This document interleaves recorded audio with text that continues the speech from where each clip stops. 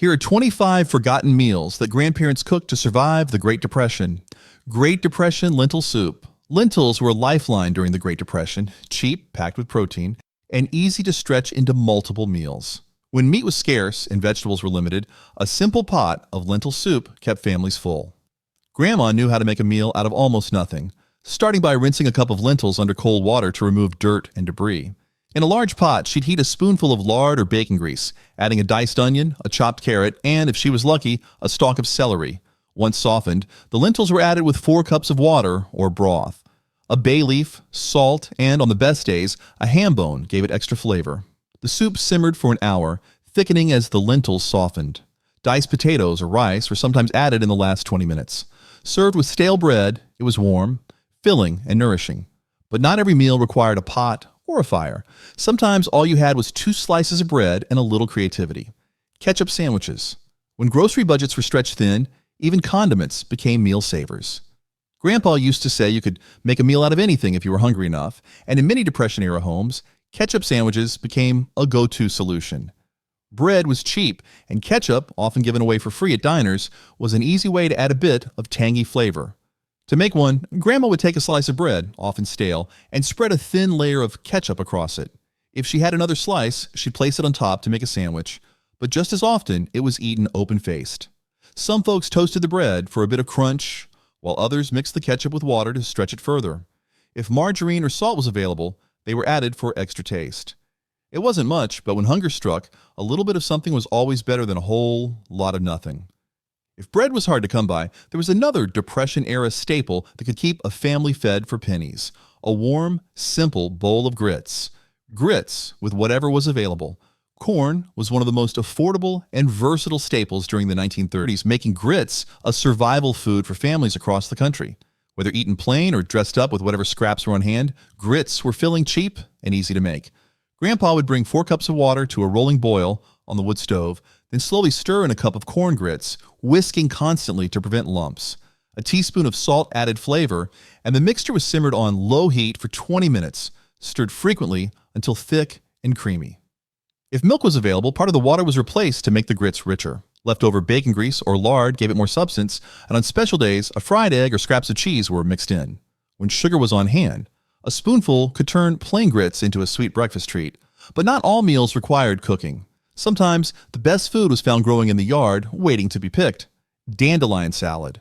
Foraging became a necessary skill during the Great Depression, and dandelions were one of the most overlooked yet valuable food sources. What some saw as a weed, Grandma saw as dinner. Packed with vitamins A, C, and K, dandelion greens were a critical source of nutrition when fresh vegetables were scarce. Families harvested the youngest, most tender leaves from the base of the plant, as older leaves were too bitter. These were washed thoroughly in cold water, then tossed with a pinch of salt and a splash of vinegar or lemon juice if available. If an egg was on hand, it was boiled, sliced, and added for protein. Some families heated bacon grease and poured it over the greens, slightly wilting them and adding a smoky, savory flavor. When gardens failed and stores were bare, a patch of dandelions could mean the difference between hunger and a meal. Of course, greens alone wouldn't satisfy a hardworking family. Sometimes you needed a real meal, and for those who could trap or trade, that meant one thing: rabbit stew. Meat was hard to come by during the Great Depression, but rabbits were plentiful, easier to trap than larger game, and full of protein. A single rabbit could feed a family for days when cooked into a rich, hearty stew. Grandpa would start by cutting a cleaned rabbit into sections: legs, back, and ribs. A large pot was heated with a spoonful of lard or bacon grease, and the rabbit pieces were browned on all sides. Once seared, a chopped onion, a few diced carrots, and, if available, a couple of potatoes were added. Water or broth was poured in until the ingredients were just covered, and a pinch of salt and pepper was sprinkled in for seasoning. The stew simmered for about an hour, allowing the flavors to develop and the meat to become tender. If flour or cornstarch was available, a spoonful was mixed with water and stirred into the broth to thicken it. Served with cornbread or biscuits, rabbit stew was one of the most treasured meals of the Depression. Warm, hearty, and a rare taste of real comfort. But even a good stew could only last so long. When there was no meat, no vegetables, and almost nothing left, what did families turn to? You'd be surprised at what could be made with just flour, water, and determination.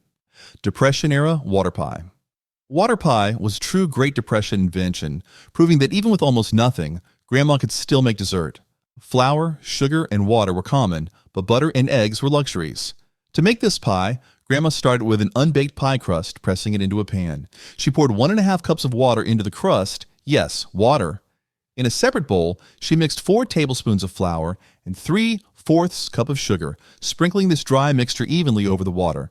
She then dotted the top with 5 small pats of butter and added a teaspoon of vanilla for flavor. The pie baked at 400 degrees Fahrenheit, or 200 degrees for 30 minutes. Then at 375 degrees Fahrenheit for another 30 minutes, thickening as it cooked. Once cooled, it set into a custard-like consistency, slightly sweet and buttery. It wasn't fancy, but it was dessert in a time when dessert seemed impossible.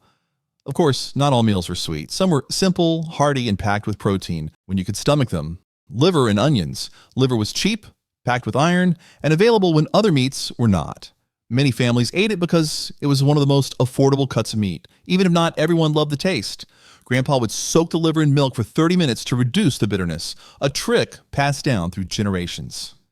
Then, he sliced an onion and cooked it in a pan with a tablespoon of bacon grease or lard until caramelized. Once the onions were soft, he moved them aside and added the liver, dredged lightly in flour for crispness.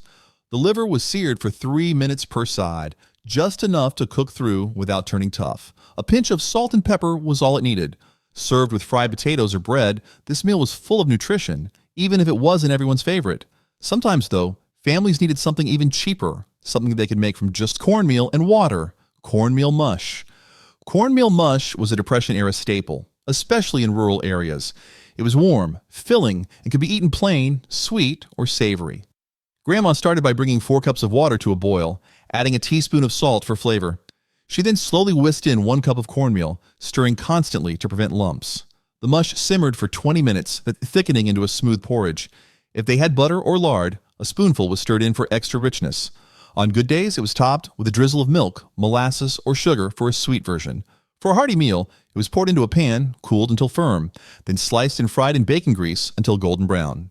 Cornmeal mush was cheap and versatile, keeping families fed when flour was hard to find. When milk was available, though, there was another simple dish that provided warmth, comfort, and a taste of home. Milk toast. Milk toast was one of the simplest comfort foods of the Great Depression. A dish of warm, softened bread in sweetened or salted milk. It was easy on the stomach, making it popular for children and the sick. Grandma started by toasting a few slices of stale bread, then warming 2 cups of milk in a saucepan with a tablespoon of butter. If sugar was available, a teaspoon was stirred in for a sweet version, or a pinch of salt and pepper for a savory take. The toasted bread was placed in a bowl, and the warm milk was poured over it, softening the bread into a creamy, spoonable meal. Some sprinkled cinnamon or nutmeg on top if they had it. It wasn't fancy, but it was warm, soothing, and made a little stretch a long way. Of course, when families needed something heartier, there was one dish they could always count on. One packed with protein and cooked in a single pot. Hobo beans. Hobo beans were a Depression-era necessity, especially for those living in shantytowns or traveling for work. A simple, protein-packed dish. It was made from cheap canned beans and whatever scraps were available. If bacon or salt pork was on hand, a small piece was fried in a pot to add flavor. If not, a spoonful of lard did the trick. Grandpa then added a chopped onion, sautéing it until soft, followed by a can of beans or dried beans that had been soaked overnight. A splash of water, a pinch of salt, and if lucky, a spoonful of ketchup or molasses made the dish more flavorful. The beans were simmered for 30 minutes, thickening into a rich, hearty stew. Served with stale bread or crackers, hobo beans were cheap, filling, and could feed an entire family on just pennies. But when times were toughest, families had to get even more creative. Sometimes they even made meals out of next to nothing. Poor man's stuffed cabbage. Stuffed cabbage was a Depression-era classic, but when meat and rice were scarce, families had to improvise. Instead of the usual filling, Grandma used breadcrumbs, leftover vegetables, and whatever scraps of meat she could find.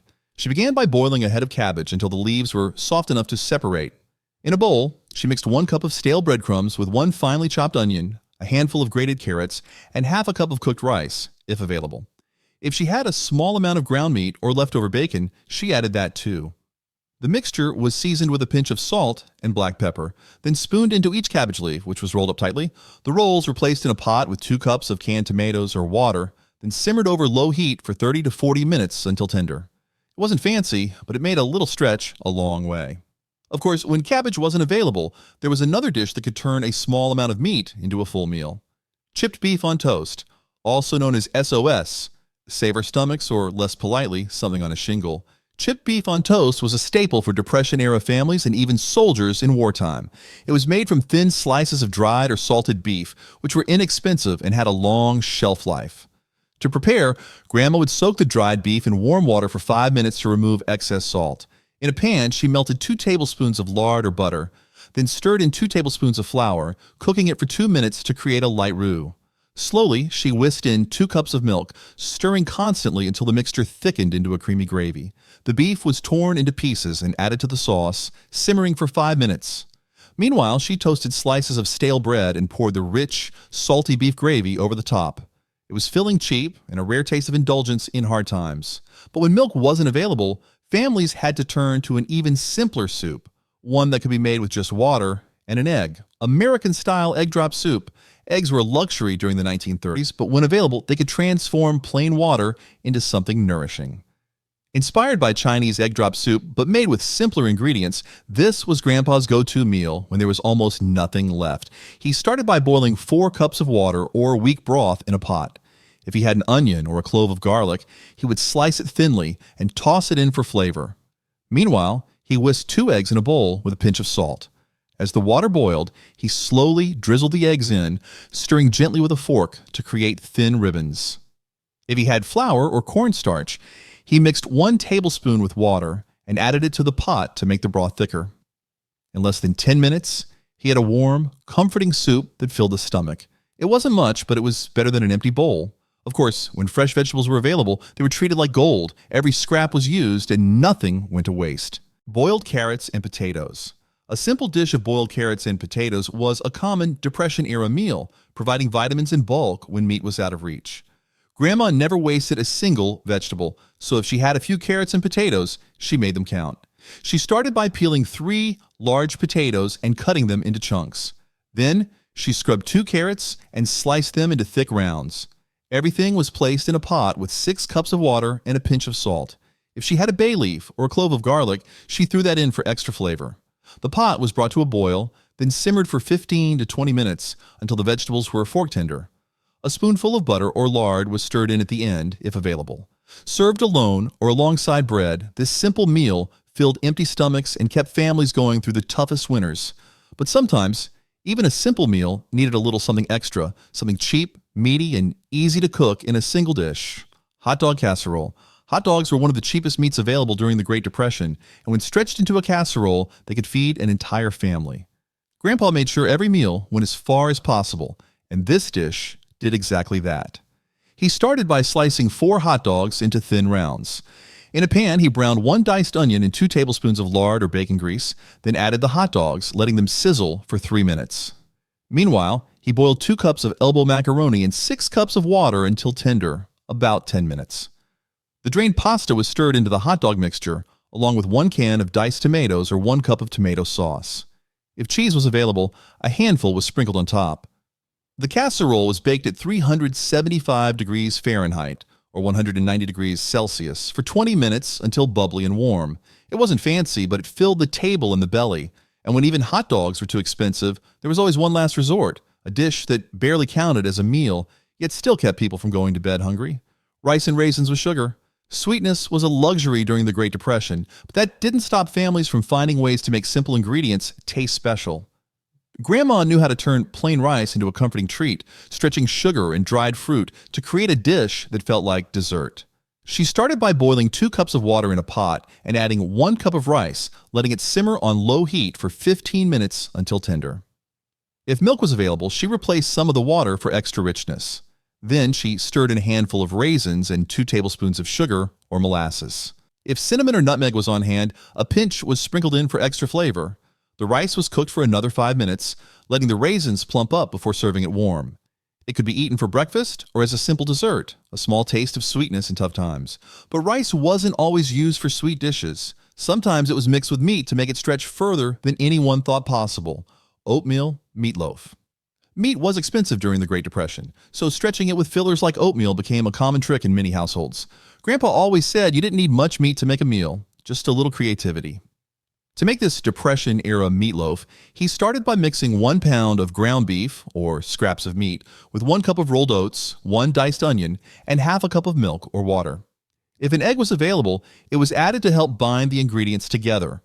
A pinch of salt and black pepper gave it flavor, and sometimes a spoonful of mustard or Worcestershire sauce was mixed in for extra taste. The mixture was shaped into a loaf and placed in a baking dish.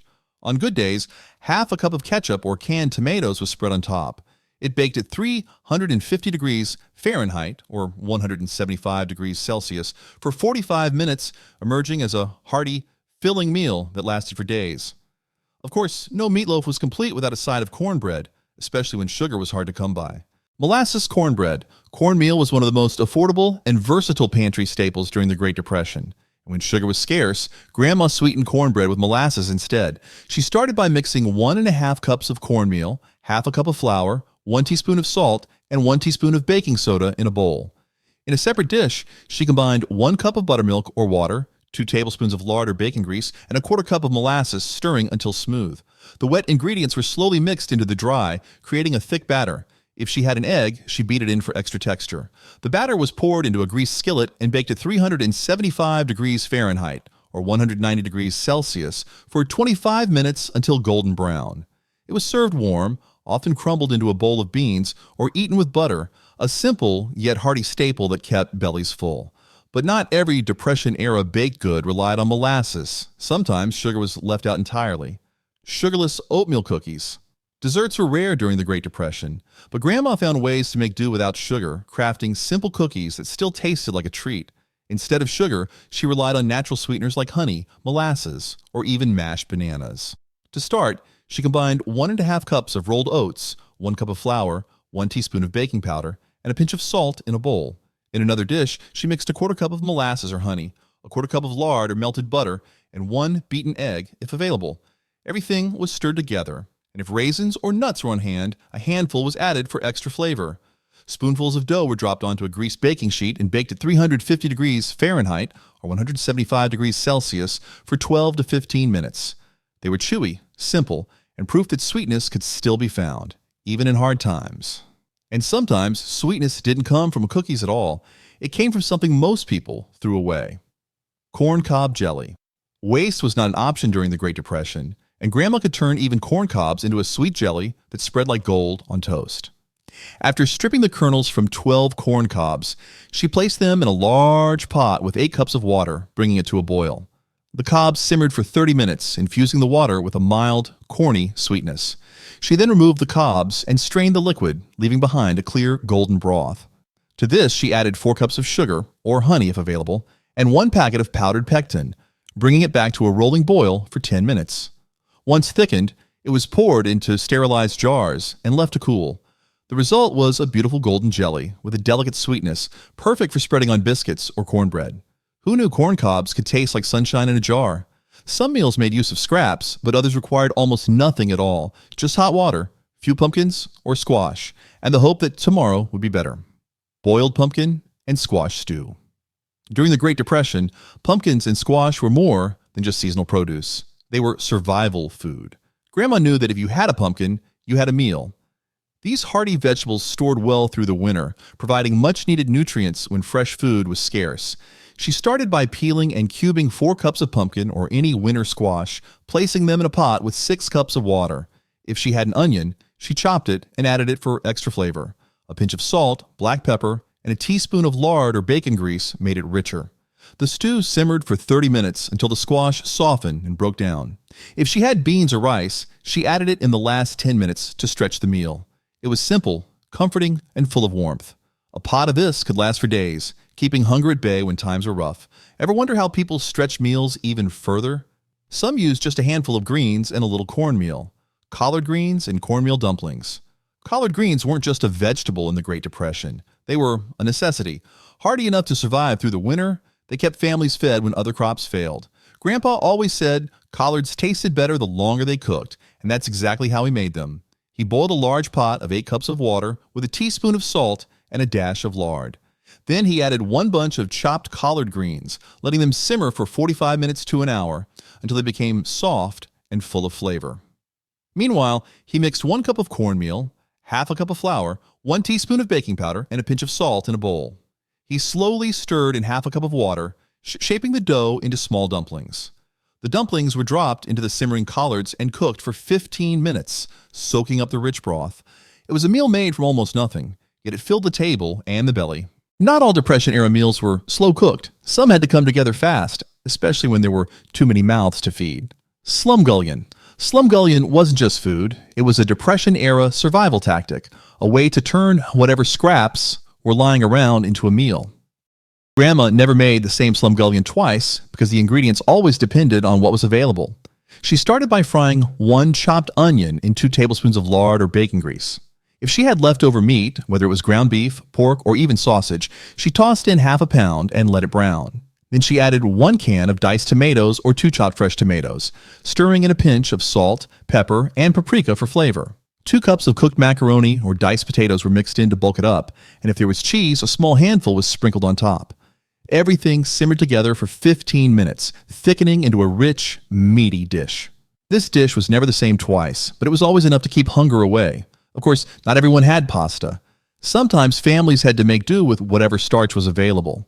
Poor man's goulash. Goulash sounds fancy, but during the Great Depression, it was just a way to throw whatever you had into a pot and call it dinner.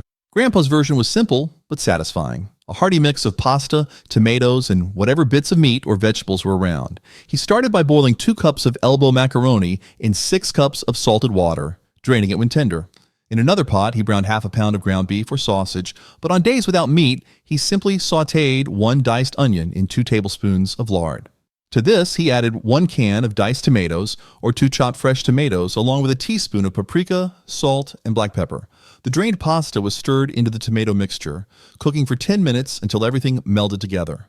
A sprinkle of cheese was a luxury, but not necessary. It was simple, quick, and exactly what an empty stomach needed. Shepherd's pie was another dish that made the most of what little was on hand, but what happened when there was no meat at all? Shepherd's pie with no meat.